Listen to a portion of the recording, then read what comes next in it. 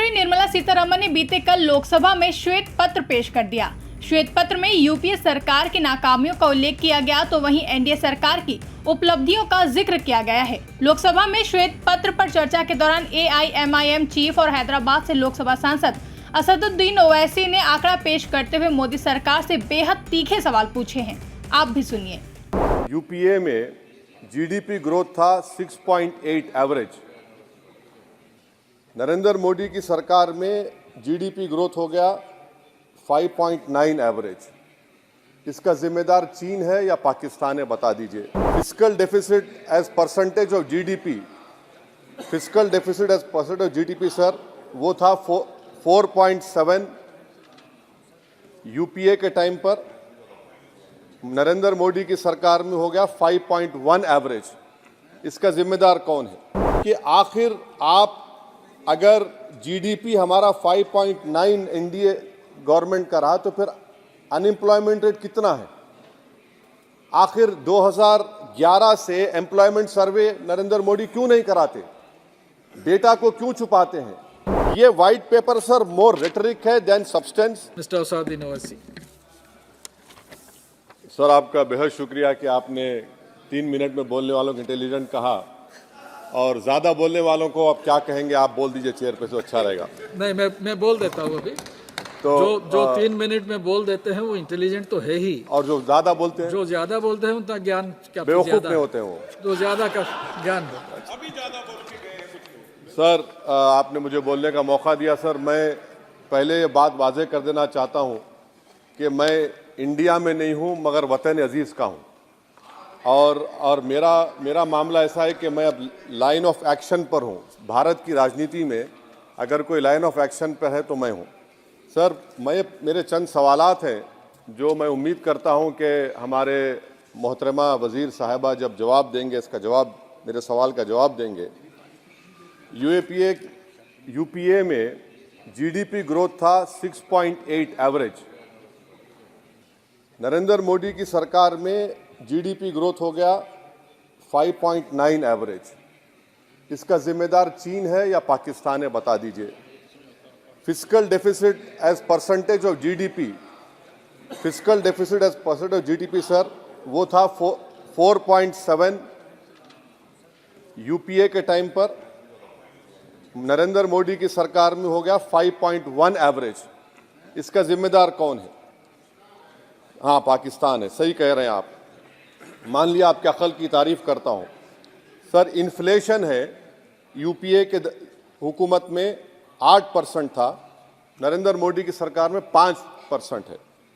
मगर क्या ये बात सच नहीं है कि जो ग्लोबल तेल की कीमतें थी 2008 से 14, वो एक बैरल $100 के ऊपर बिकता था। अब 2015 से 2021 तक एक बैरल ऑयल $55 से $70 के दरमियान में था।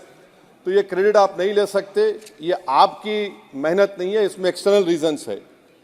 मेरा चौथा सवाल ये है सर कि आखिर आप अगर जीडीपी हमारा 5.9 एनडीए गवर्नमेंट का रहा तो फिर अनएम्प्लॉयमेंट रेट कितना है? आखिर 2011 से एम्प्लॉयमेंट सर्वे नरेंद्र मोदी क्यों नहीं कराते? डेटा को क्यों छुपाते हैं? आप करवाइए सर्वे। हाँ, ला लीजिए एनएसएसओ का ला के दे दीजिए। ये पीएलएफ हुआ था 2018 में, उसके बाद अब क्या हो रहा है? नहीं हो रहा है। ला लीजिए, तो कम से कम एनएसएसओ को बोलकर ये सर्वे करवा दीजिए। अच्छा, कंजम्पशन सर्वे 2017 से रुका हुआ है। सर आप फाइनेंस मिनिस्टर होते तो शायद आ जाता। आपकी काबिलियत और आपकी अहमियत वहाँ पर नहीं है, मैं अफसोस के साथ कह रहा हूँ। सर दूसरी बात, मेरा चौथा सवाल ये है कि 2005 में डॉलर था 43 रुपीस, 43 रुपये। 2014 में हुआ 83 रुपये। अब मैं इतने माहिर तो नहीं हूँ इकोनॉमी में, मेरा मोटा मोटा सवाल है, अब डॉलर है 83 रुपये। ये कौन जिम्मेदार है इसका सर? 83 रुपये क्यों हो गया डॉलर? माने नेट इंक्रीज जो है वो 23 रुपये का है। तो अब ये डिमांड इतना डॉलर का क्यों है? इसका जिम्मेदार कौन है? इसका जवाब शायद मोहतरमा देंगी। अच्छा सर, आप देखिए फॉरेन करेंसी रिजर्व्स बोलते हैं 2011 में बिल्कुल सही है, 294 बिलियन डॉलर था। 2013 तक वो 256 बिलियन हो गया। अब मैं व्हाइट पेपर आप पढ़ेंगे, new channel open by RBI, number क्या है भाई, नंबर तो बता दीजिए। New channel open by RBI, number ही नहीं मालूम होता है। अच्छा सर, एक और सवाल मेरा है, हेल्थ एक्सपेंडिचर फ्रॉम पॉकेट, ठीक है, 2005 में 69% था, 2014 में 64.2 हो गया।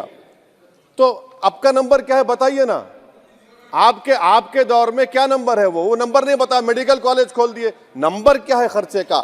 तो ये जो व्हाइट पेपर है, एटलीस्ट 2020 का डेटा दे दो आप। ये white paper sir more rhetoric है देन सब्सटेंस। डिमोनेटाइजेशन की बात ही नहीं कर रहे, डिमोनेटाइजेशन तो बर्बाद कर दिया देश के गरीबों को, इसका जिक्र ही नहीं करेंगे, वो तो मास्टर स्ट्रोक था आपका, मगर बर्बाद हो गए। सर मैं कंक्लूजन में, क्योंकि आपने अक्लमंद कहा है मुझे कम टाइम में बोलने वालों को, तो मैं सरकार से आपके जरिए से मुतालबा करता हूं कि एक व्हाइट पेपर ये निकालिए कि 2014 में 1 लाख के मॉब लिंचिंग से 2024 तक कितने मुसलमानों का मॉब लिंचिंग हुआ, कितने घर बुलडोजर तोड़े गए। सर मैं खत्म कर रहा हूं, सर खत्म कर रहा हूं। और साथ ही साथ आप एक व्हाइट पेपर जारी कर दीजिए कि चीन 2000 स्क्वायर किलोमीटर पर कब्जा करके बैठा है या नहीं है, डेप्सांग डेमचाक हमारे पास है या नहीं है। और आखिर में यूपीए के वक्त में माइनॉरिटीज बजट में फ्री कोचिंग था, आपने बंद कर दिया। मौलाना आज़ाद फाउंडेशन आपने बंद कर दिया, मौलाना आज़ाद फेलोशिप आपने बंद कर दिया। फाउंडेशन तो 9, 10, 12 माइनॉरिटीज के बच्चों को स्कॉलरशिप मिलते थे, प्री मैट्रिक स्कॉलरशिप आपने 9th क्लास से उसको रेस्ट्रिक्ट कर दिया, हो गया। ये सर मैं खत्म कर रहा हूं सर। तो मदरसा एजुकेशन आपने खत्म कर दिया, ये क्यों किया आपने भाई? हद तो ये होगी कि आपके पास 2014 में एक मुस्लिम वजीर था, अब तो एक भी नहीं है, एक भी नहीं है। अजीब है मामला। अब आप देख लीजिए, तो ये बातें हैं सर। और फिर सर ये व्हाइट पेपर में आप देखिए सर, ये व्हाइट पेपर में बिजनेस स्टैंडर्ड का एक आर्टिकल का जिक्र है मिस्टर शंकराचार्य का। ये शंकराचार्य साहब जो है, मिस्टर शंकराचार्य, ना रेटरिक पर रेटरिक लिख रहे हैं आप, उसका तोते की तरह लिख दिए उसको, ना नंबर भी देते वो। तो ये जो व्हाइट पेपर है सर, ये मोर रेटरिक सब्सटेंस है। मैं उम्मीद करता हूं कि कल तक देश के प्रधानमंत्री वो व्हाइट पेपर जारी कर देंगे कि कितने मुसलमानों का आपने मार्जिनलाइज कर दिया, बुलडोजर से घर तोड़े गए, कितनों का इनकाउंटर हुआ, कितने जेल में है यूएपीए में, और चीन कितनी जमीन पे कब्जा करके बैठा हुआ है। बहुत बहुत शुक्रिया sir. Bureau report, India public खबर। फिलहाल के लिए इस खबर में बस इतना ही। देश और दुनिया की ऐसी ही तमाम बड़ी खबरों के लिए हमारे YouTube चैनल को सब्सक्राइब करें और बने रहें इंडिया पब्लिक खबर के साथ।